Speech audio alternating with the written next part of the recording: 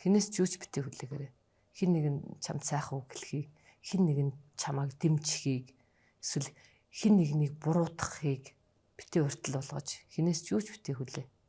Чи өөрийнхөө доторыг хандлага өөрчлөөд сэвхэтэл босох хэрэгтэй л гэж зөвлөнө. Тэгтээ тэргүй чи өөрийгөө өөрчилсөн цагт чамааг дэмжих, чамааг хайрлах, чамааг урам зоригоор тэтгэх хүмүүс аяндаа гарч ирнэ.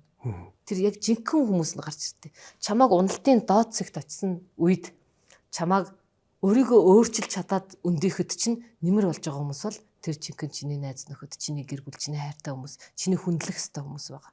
Тийм хүмүүс л чамааг хүрэл. Амьдралын хамгийн доод балчигтаа унлаа да гэсэн цагт чамаас нүүр буруулсан хүмүүс бол биш л гэсэн үг.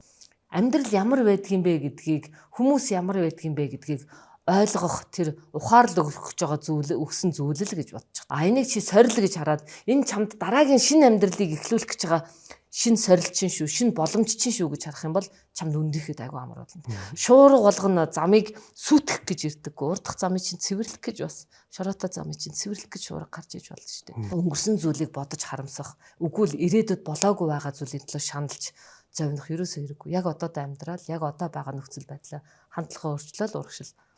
Аяндаа дэмжих хүмүүс нь дэмжээ, тэтгэх хүмүүс нь тэтгэн, тэрнээс биш бусдаас юм хүлээж, бусдаас хайр хүлээж, үгүй бол бусдаас буруутгалыг хайж ингээд нэг өөрийгөө нэг ингээд тайтгаруулах гэж битээ оролдороо л гэж хэлнэ. Тайтгарлыг чинь, ад жаргалыг чинь бүх гол төлхөөр чамд өөрт чинь байгаа л гэж хэлмээр.